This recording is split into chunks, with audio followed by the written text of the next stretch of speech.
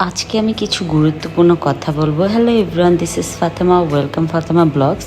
So আজকে আমি এই ভিডিওটাই বেছে নিয়ে এলাম কারণ আজকে আমি কিছু কথা বলবো যেটা হলো ভালোবাসার সম্পর্কে। সো ভালোবাসা এক একজনের কাছে এক এক রকম ডেফিনেশন। আমার কাছে ভালোবাসার ডেফিনেশন যেমন আমি ছোটোবেলায় যখন গ্রামে বড় হয়েছি, আমার বাবা মার বন্ডিং দেখেছি, আমার ফ্যামিলি, আমরা 5 ভাই বোন, সবার বন্ডিং দেখেছি। আমাদের এখনও যেমন আমার ভাই যদি আমাকে ফোন না দেয়, আমার বোন যদি আমাকে ফোন না দেয়, আমি ওদের ফোন দিয়ে খোঁজ নেই। সো এটা হলো আমাদের গ্রামের যারা বড় হয়েছি তাদের ভালোবাসাটা এরকম।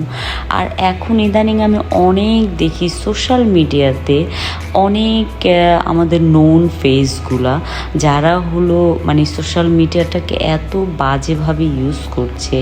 আমাদের নেক্সট জেনারেশন আমাদের থেকে কি শিখবে?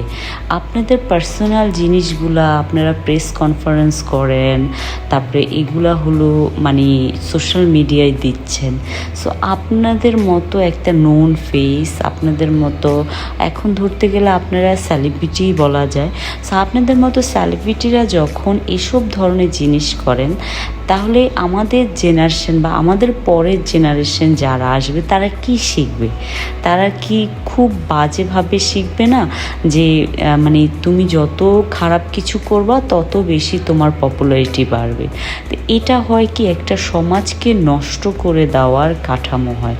সো আমি আপনাদের কাছে একদম হাত জোর করে অনুরোধ জানাবো যেন আপনারা এই জিনিসগুলা থেকে বিরত থাকেন। প্লিজ আপনাদের পার্সোনাল লাইফটা পার্সোনালভাবে মিট করেন। আর যদি পার্সোনালভাবে মিট না করতে পারেন তাহলে আপনাদের জিনিসগুলো সোশ্যাল মিডিয়াতে এত বাজেভাবে আনার দরকার না, আরও সুন্দরভাবে আনা যেতে পারে। একটা প্রবলেম হয় একটা মানুষের লাইফে, সেটাকে সুন্দরভাবে কিভাবে প্রবলেমটাকে ফেস করে আপনি সেই প্রবলেমটাকে যদি আনতে মন চায় সোশ্যাল মিডিয়াতে আনবেন। কিন্তু হয় কি আপনারা এত বাজেভাবে এই প্রবলেমগুলো আনেন, আমাদের পরের জেনারেশনরা না এটা খুব বাজেভাবে নেবে। সো আমি সবসময় বলবো সবাই পজিটিভলি আমরা সবাই একসাথে মিলে সুন্দর সমাজ গড়ি। সবাই ভালো থাকবেন। আল্লাহ হাফেজ।